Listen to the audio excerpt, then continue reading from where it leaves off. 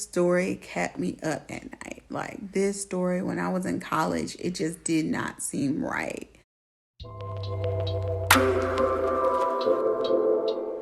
Okay, so our story begins December 12th of 2006. She was a student at Eastern Michigan University. And she was leaving a college party that she attended. When she got home, that was to her dorm in Hill Hall. That was the last time anybody seen her alive. And when she left the party, she brought with her the gift that she got in their Secret Santa gift exchange. She had it with her, and apparently she brought that home with her the night of her party because they exchanged it at the gifts at the party, and she went home. That was the last time anyone would see her alive that she knew. She went into her dorm, according to the security cam footage, and they just saw her entering into the dorm from the security footage, like the main entrance of the dorms in Hill Hall. So nobody's seen her actually enter her room, and no one's seen anyone enter her room with her, according to the security footage. And this was on the night of December 12th, 2006. So on December 16th, after calls from her parents, because they had been calling her and not getting a response, and complaints of an odor, campus security enters her room. So girl, this is where the story gets like messy and a little vague, because we'll get into it. But so they find, from the waist down, she's naked, and they find semen on her leg, and this is what the campus police find, but they don't share their findings with anybody. They just kind of keep it a secret and tell everybody not to worry, that a student died from accidental death. So it is not until the medical examiner and her family get involved that they rule her death as a homicide, and they go back and look at the security footage, and they see a man leaving her dorm room on the 13th. Stay with me, y'all, because it's gonna get dark. Okay, so stay with me. So after reviewing the security cam footage and speaking with and interrogating her boyfriend, Emily's boyfriend, they decide that the man that they want to charge is Orange Taylor, because when they review the security footage, on December 13th, he had been in the dorms for 90 minutes. So they thought that that was significant time for him to go ahead and murder, rape, and rob Emily Dickinson. So this is where the story gets a little interesting. The school got in trouble because they didn't report it as a murder or a homicide so that students can be safe. They reported it as an accidental death. But here's the kicker. The school, in their violation of their crime reporting, doesn't go on record until after they already have a conviction of Orange. The only physical evidence that they had that Orange had any contact with the victim is that he ejaculated on her leg. Now, his story is that he found her in the state that she was discovered in, and he just took advantage of a dead body and ejaculated on her leg. And while that is extremely sick, it is not unusual for people to do. As a matter of fact, necromancy and things of that such are actually more common than a lot of us know. So it is not our jobs to kink shame, but none of the evidence supports anything that the police claim that Orange did besides the ejaculation. When they reported their findings, there were no signs of struggles, there were no defensive wounds in Orange, and they didn't show there was no proof that the victim was even alive when he made sexual contact with her. And I remember being watching this, and it was way before I really got into like true crime and following evidence and stuff like that. And I remember being just floored by how little they actually had to put us all at ease. Like, I didn't feel like, man, they have the guy. So, I mean, I guess they have their guy, right? I mean, they have the evidence that he was physically there, and they found her Secret Santa gift on him, like he stole it from the room, and he admits to that. And then they had her dorm key. So unless her dorm room door was unlocked, which I believe it was, I believe she came home from that party, and I believe that what the medical examiner originally said, which is that her heart showed signs of stress induced strain, and I believe she had a heart attack. They ruled her death as an asphyxiation because they found a pillow on the scene. I believe that she did have a heart attack, and I think that there could have been drugs involved because we've all been to college parties and there are very few that don't include drugs. Like, let's be honest, that's not something any of us would probably admit to our parents, but there could have been drugs involved, but none of us ever got to hear the defense cross-examine the medical examiner because they never thought to allow the defense to do so. So later on, Orange asked, the first time it went to court, it was a mistrial because, of course, lack of evidence. The second time, due to pressure from the school and the police department to put this to rest, that there is a killer on campus where people are supposed to be safe, they convicted him without a preponderance of evidence, without a shadow of a doubt. And I'm all for getting killers off the street. Why wouldn't I? But I think that there was a miscarriage of justice because they just wanted to find someone to blame for this without actually finding out what happened to her.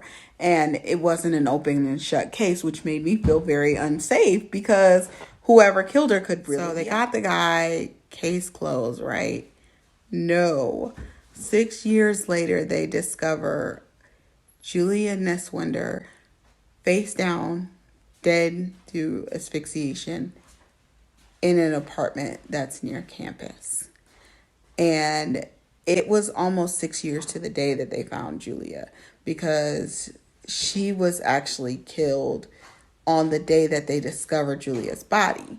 And the MO was very similar, and they could not find out who did it. And they still don't have answers to Julia's case. What I believe, my take on it is this. I believe that they hastily arrested Orange because the campus was under pressure because they did not report Laura's death in a timely or accurate fashion, and they got in trouble and they ended up getting sued by her family.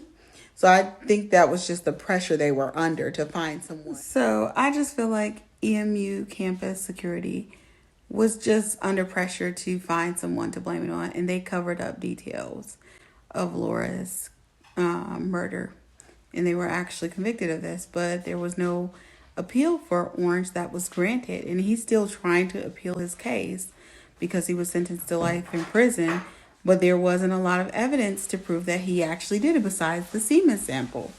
So to me, you have this case with Julia, who's also found in a similar way to Laura. And you got to think that there has to be some kind of connection to these murders, even if it's a copycat. Which I don't think it's a copycat. I think that the same person who killed Laura actually killed me. And the fact that they did it almost 6 years to the day that she was murdered, almost 6 years to the day, kind of supports that. I'm thinking that you have this young girl who comes up dead through asphyxiation. It's a campus cover-up. Days go by, no one checks on her, and so evidence is destroyed. Her body is in such a state that when they find her, there's little to no physical evidence left. So how did you get a conviction with that much decomposition? Then on top of that, they also bring details out like the campus security covered it up. They didn't reveal it. So precious time was being lost in this whole struggle. I do not believe that they actually had the right person. And I think that the person who killed Laura Dickinson actually killed Julia as well. And the crazy part about this is that it's all a theory. Like, no one is taking Orange serious. Is it possible that he killed her? It is. Is it likely? Probably not. And the reason why I say that is because 90 minutes to rape and murder someone and rob them is not a lot of time. And even if he really was in that building to rob people and he was going from dorm to dorm and he found her body, 90 minutes is not a long window. And for you to understand where I'm coming from, you would have had to walk up and down those dorm stairs and go from hall to hall. And it's huge. It's not just a campus dorm is not like a little house where you can just walk through. It would totally be more believable if this happened on a 90-minute time frame if it was her home. But we're talking about checking all the doors in a campus dorm. So here's the thing. Okay, so he supposedly raped, murdered, and robbed her. Then he would have had to have been at her dorm. There would have been a sign of struggle. He would have had to have been in that room for a long time. And the evidence just doesn't say that he was in her room for 90 minutes. It doesn't say that he was even in her room. There's no security camera footage for her dorm. There is no, the timeline is off. She was athletic. She was on the rowing team. That means that she would have been able to at least fight back. And when you see Orange Taylor, he's not an athletic build. Not that doesn't mean that he could have overpowered her, but in retrospect, when you look at all the clues together, it doesn't make sense. So what is really to top it off, we never got questions answered from the medical examiner, like what is her actual time of death? Because time of death it's almost impossible to really pinpoint, because when you look at the rate of decomposition, they can't really pin down that time of death. And then on top of that, the day that they say she got murdered, they said she was murdered on the 12th. He was found coming out of her building on the 13th. So why is it that those timelines don't add up, but you were able to get a solid conviction? And it happened so fast. Like, that to me is off. It doesn't make sense. And I realize that a lot of people want to believe this because it helps. So they also said she died of asphyxiation. They believe that she was smothered with a pillow. So that would have caused a huge struggle, and there would have been a sign of struggle. There would have been some defensive room. That room would have been ransacked. So you mean to tell me that he cleaned that room up because there was no talk of sign of struggle? He cleaned that room back up, and then he raped her and murdered her, robbed her, and cleaned the room back up, and took her keys and locked the door in a total of 90 minutes. It's just not, it doesn't make sense. And because it doesn't make sense, we cannot say conclusively that he is the murderer or he's not the murderer, because they didn't really even present facts or clues. They just, put this, we got the guy out there, and then a similar murder happened. So what do you guys think? Let me know. It kept me up at night. Like, this story, when I was in college, it just did not seem right to me. Like, it just threw me off so much, because it was wild. Like, both of these women were killed at a time when we were going on Christmas break for school, and it just didn't make sense to me why these women were killed without a lot of physical evidence. And they're saying they have the guy who did it for Laura, but then they have another murder in the same vicinity 6 years later with a similar MO. And all the things that Orange copped to. Why wouldn't he cop to the murder and the rape? Because he knew he was going to be tried for it. Why? Why wouldn't he? When he's in prison for life anyways, why would he maintain his innocence?